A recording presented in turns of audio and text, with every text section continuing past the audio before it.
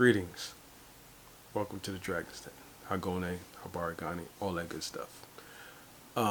This is gonna be a quick video. I want to do a review, just a memory review of John Wick 4 because I just watched it, right? And I caught it in theaters. I'm so glad. I wanted to see it in theater, and I don't know what I did because last week I had time, but I forgot to make time to go see it. I had planned to go see it on my birthday, April 1st, but other things happened. Good things. But time just kept getting away from me, and I just forgot about it. And I was like, oh, I want to see this one in the theaters before it goes out. I mean, come on, Donnie Yen. Donnie Yen's like the ultimate. He's the best. He's one of my favorites. I got to see him and John Wick in the theater on the big screen with Keanu. And like, I have to see that on the big screen. So this was like the last weekend it was playing. I was like, I want to go. And so, fortunately for me, my daughter's spending the weekend with her best friend. So I was like, I'm going now. So I went yesterday, and oh my God, it was such a good movie. I like the John Wick series. I like John Wick character. Now, for people who are not into action films and in life are not really interested in combat arts, I can see how it could just be gratuitous violence that just doesn't mean anything and it turns you off or whatever. That's cool, whatever.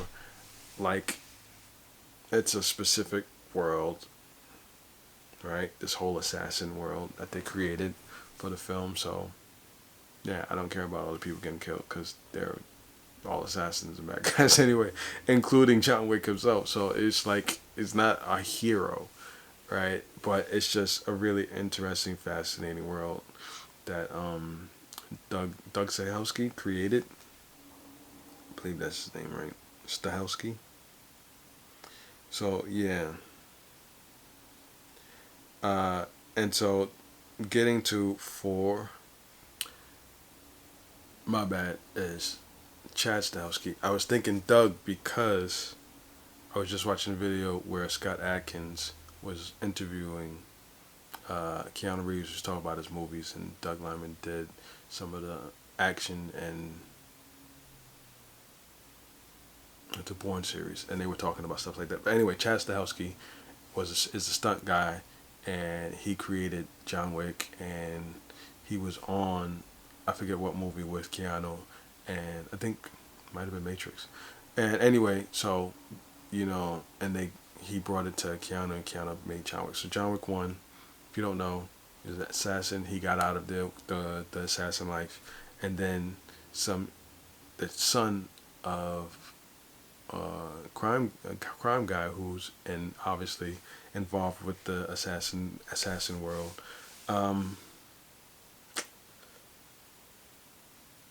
Attacks John Wick, not knowing who he is, and John Wick being a masked assassin. He's one of the most feared assassins in this entire assassin universe, right? And he got out, and he went back because this motherfucker got to pay. He recently lost to it. He got out because he found a woman who loved him, and she died, and she left him a puppy. And stupid ass attacks him, steals his car, and kills his puppy that his dying wife, who he loved, gifted him upon her death. Yeah, he's going to kill you. And if your daddy got a problem with it, he gonna kill your daddy too. Like, he's gonna kill you. So you don't kill dogs. You don't kill puppies. Everybody knows that. You kill a puppy in a movie, you're gonna die. That's the rules that we live by. All right. So that's how we get introduced to this whole a sad John Wick assassin world universe. And so that's the first movie, and then the second movie continues from that, and then he's getting back into the world. He keeps getting dragged back deeper and deeper back into the the assassin world. Like, the whole first movie is like, I'm not back. I gotta kill this fucker because he fucked with me. And then, by the end of it, he's like, you know what? I guess I'm back since everybody keeps thinking I'm back. Fuck it. So, um, so the second one was good. Third one had Halle Berry in it, which she was just fucking wonderful, right? And so that's probably my favorite, just because she was in it and she did such a good job, and the action was great. And there was a whole lot of a lot of other actors in it. I think that's the one with Mark Dacascos in it too. So yeah, I had a lot of people that I really liked in that film. And then this last one, Scott Adkins in it, but Donnie Yen is in it, and the Kurgan is in it. Clancy Brown. If you don't know who Clancy Brown is, if you don't know who the Kurgan is, you can't be a friend of mine. Highlander, the first movie. That's it. Anyway, so I was happy when I was like, ah! So I had a lot of surprise because I didn't know he was in this. So yeah, this was a great film. I love the storyline of it. After the last one, John, makes a sacrifice and he gets double crossed, and so now he just, and then Lawrence Fishburne, who's my favorite actor, period, is in this as well, and they're both, friends from the Matrix. Keanu and Lawrence was Neo and Morpheus. So anyway, but yeah, it's just a lot of great, you know, actors in this film, and the storyline. John is just going after the high table, which is the overlords of the whole uh, um, assassin world that these movies take place in. Um, Obviously, him and Donnie Yen are contemporaries in the assassin world. They both got out and kind of drawn back in or tied to the table. Um, but John had completely gotten out, and then because of what happened to his puppy that his wife gave him, he went back in, and then he got dragged further in because of a debt that he made to get out in the first place. So even when you get out, when you make deals to get out, it's called a marker. Somebody calls you a marker. You got to do whatever they ask you to do. So yeah, that was the premise of the third one. How he got dragged further back in, got tied up with Halle Berry's character. But another person that was in it that I didn't know is Hiroyuki Sanada, Japanese actor. He was one of the main samurai in The Last Samurai, the Tom Cruise film.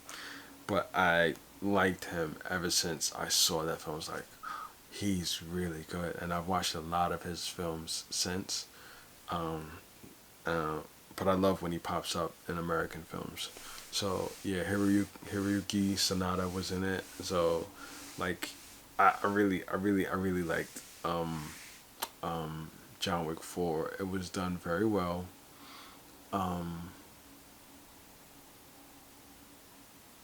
it was just really good because it's been out now for over a month. Most of you probably seen it. If you're a fan of John Wick movies, you've already seen it. So I'm not gonna do a whole lot of spoilers or anything. I just want to talk about how well done it is. This was a John Wick fan or admire video. I admire the John Wick series so much. They made it look like at the end that he was dead, but it's really the shit we've seen him survive over the 4 movies. Somebody passing out on the stairs, it doesn't mean they're dead. He's probably blood loss. He just passed out, and they had the gravestone at the end, but we've seen in a million movies where there's a gravestone, but it's an empty grave. The person's just, so they're leaving it open, obviously, in case they want to bring him back. And there was a after credits scene because Donnie Yen's character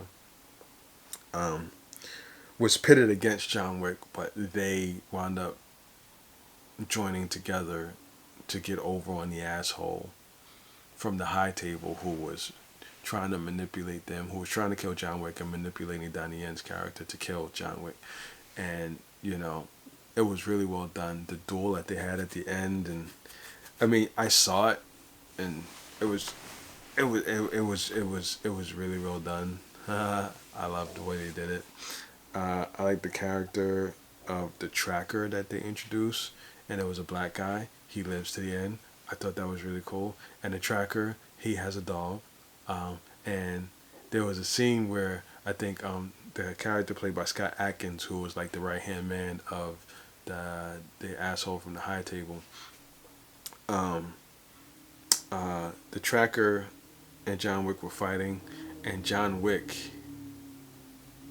got the drop on the tracker, but in the distance he saw Scott Adkins' character getting ready to shoot the tracker's dog, and instead of shooting the tracker, John changed aim and shot Scott Adkins' character to keep him from killing the dog. And so the tracker dude is like, I don't know how to feel about this, because he was waiting for the price on John's head to get high enough so that he could be the one to kill him and cash out. So, and the tracker was played by Shamir Anderson. I don't know anything. I've never seen him in anything else, so he was a completely new face to me. But what the hell just happened? But he was a surprise, and I enjoyed seeing him on screen. I think he did really well. He fought, and he fought Keanu, and he fought other characters, so his action was really well done. So, kudos to him. I'm looking forward to seeing Shamir in more films, because he's pretty good. I like him. And that's all I really want to say. I liked John Wick 4. I think it was an excellent addition to the series. I could only imagine what they'll come up with next. And the one thing I did want to mention was the passing of